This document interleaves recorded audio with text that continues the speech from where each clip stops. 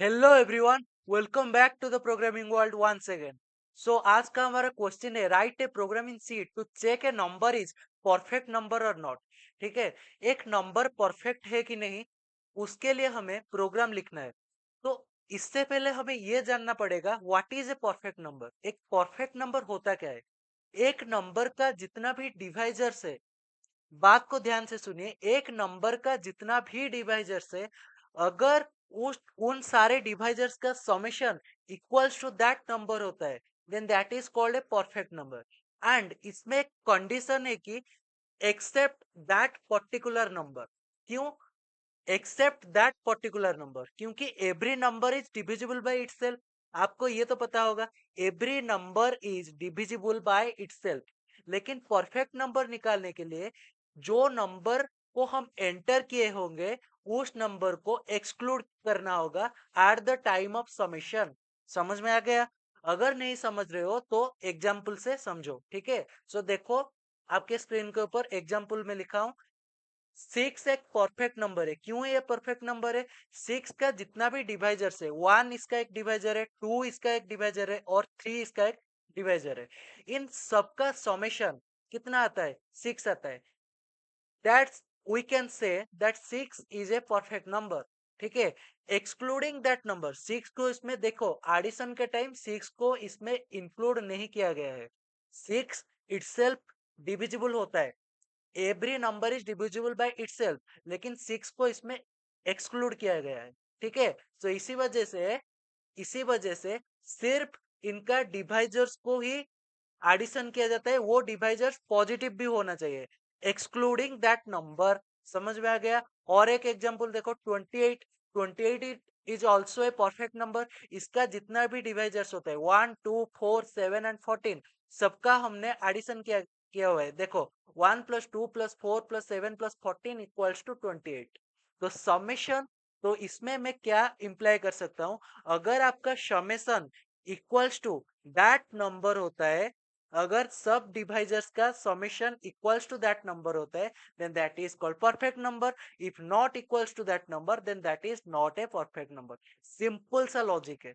सो इसमें एग्जाम्पल से मैं क्या लॉजिक लगा सकता हूँ कि मुझे इसमें क्या क्या चीज करना होगा। एक तो मुझे डिवाइजर्स को निकालना होगा, पहला पॉइंट। दूसरा चीज मुझे समेशन करना होगा। तीसरा चीज मुझे डिवाइजर्स का जो भी समेशन होगा, वो इक्वल्स टू दैट नंबर है कि नहीं, उसमें इफ एल्स का स्टेटमेंट लगा के चेक करना होगा। लॉजिक मैं आपको अच्छे से समझा दिया, पूरा अच्छे से मैं आपको लॉजिक बता दिया। सो देखिए, अब हम प्रोग्राम लिखते हैं। उससे पहले थोड़ा सा ये फोटो को छोटा कर देते हैं, वीडियो को। ठीक है, अब सही है।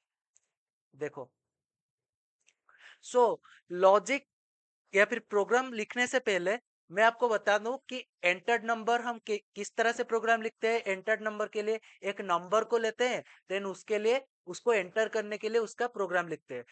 तो पहले क्या करेंगे, सी का जो भी बेसिक प्रोग्राम है, बेसिक स्ट्रक्चर है, उसको लिखेंगे। Hash include stdio.h int main return zero, return zero. ठीक है, प्रोग्राम को रट्टा मत मारो, लॉजिक समझकर प्रोग्राम को अंडरस्टैंड करो। ठीक है, सो पहले क्या करेंगे, इंट एन। ठीक है, इंट अपना डाटा टाइप है, एन अपना वेरिएबल है। इसके बाद क्या करेंगे, अपना नंबर को एंटर करेंगे। Print F enter a number, enter enter a number, enter a number N. ठीक है, इसको टर्मिनेट कीजिए। Then scan F percent D, क्योंकि इन डाटा टाइप का यूज हुआ है।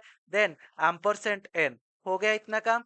इसके बाद हम क्या करेंगे, इसके बाद हमें जो नंबर है उसका डिवाइजर्स को निकालना होगा, और ये चेक करना पड़ेगा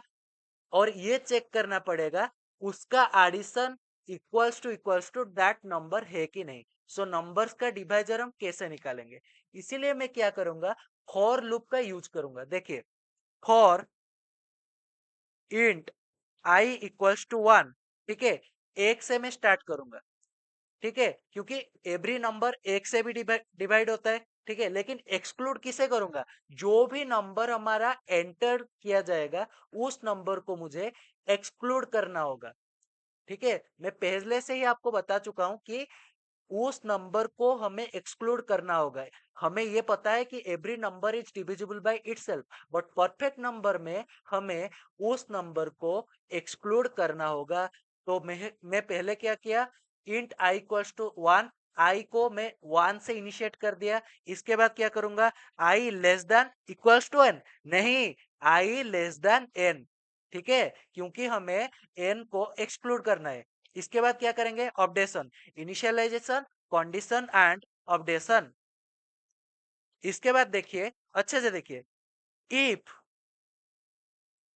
देखिए इसके बाद मैं क्या करूंगा, जो भी एंटर्ड नंबर है, जो भी हमारा एंटर्ड नंबर है, उसको डिवाइड करूंगा किससे, आई से। क्यों, आई आपका अपडेट होकर एंटर्ड नंबर से एक कम तक जाएगा। सपोज में एंटर्ड नंबर 6 इसमें डाला, ठीक है, सपोज में 6 इसमें एंटर्ड नंबर डाला, तो आई मेरा कितना तक चलेगा, 1 से लेकर 5 तक।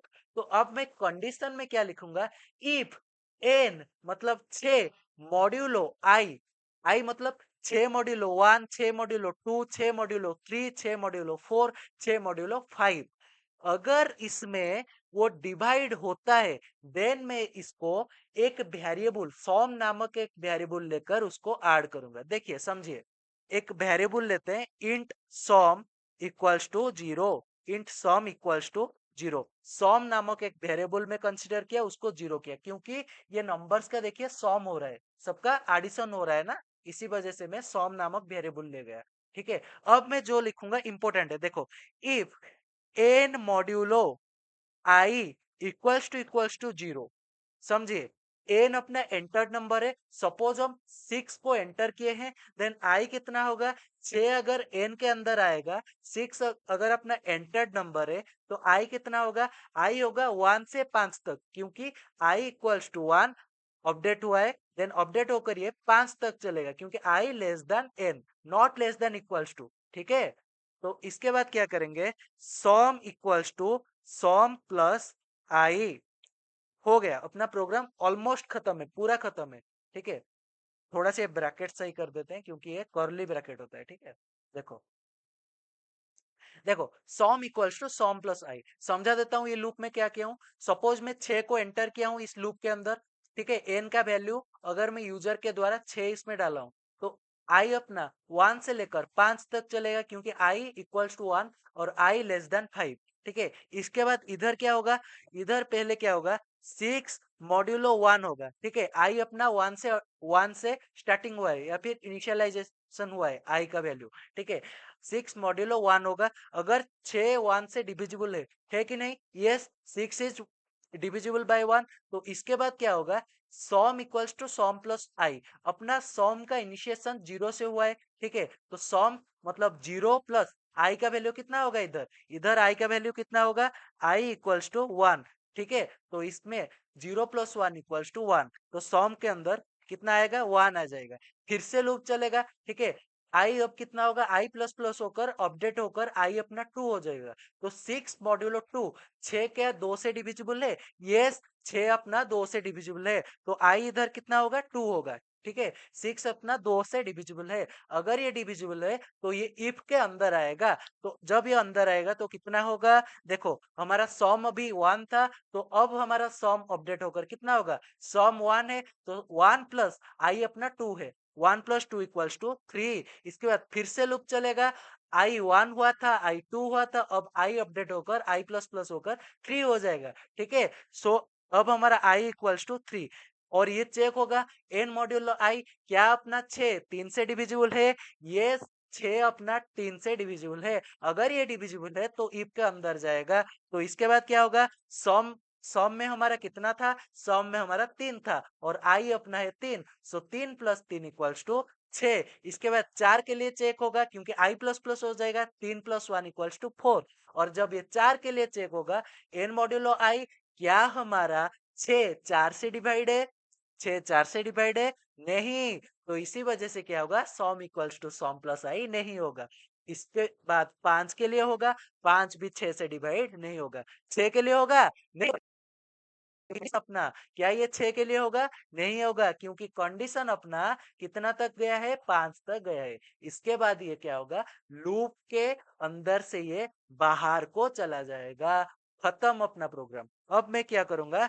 इफ अपना जो समेशन है equals to that entered number, if अपना समेशन उस एंटर्ड नंबर के इक्वल होता है, देन मैं क्या कर सकता हूँ? Printf printf the entered number is the entered the entered number is perfect number, the entered number is perfect number। ठीक है, बैकस्लैश एन दीजिए और इसको आप टर्मिनेट कीजिए। नेक्स्ट क्या लिखेंगे? Else else the entered number, else printf the entered number is not a perfect number. ठीक है, अपना प्रोग्राम बिल्कुल सही है, इसको टर्मिनेट कीजिए। देन क्या करना होगा? आपको रन कोड करना होगा। ठीक है, रन कोड कीजिए। ठीक है, और इसमें हम एग्जाम्पल से वैल्यू डालते हैं। सो पहले हम 6 डालेंगे, the enter number is perfect number, सही है। उसके बाद 28 डालेंगे, 28 भी हमारा परफेक्ट नंबर है, 28 the enter number is perfect number. उसके बाद 496 डालेंगे, 496 कितना है? The enter number is perfect number.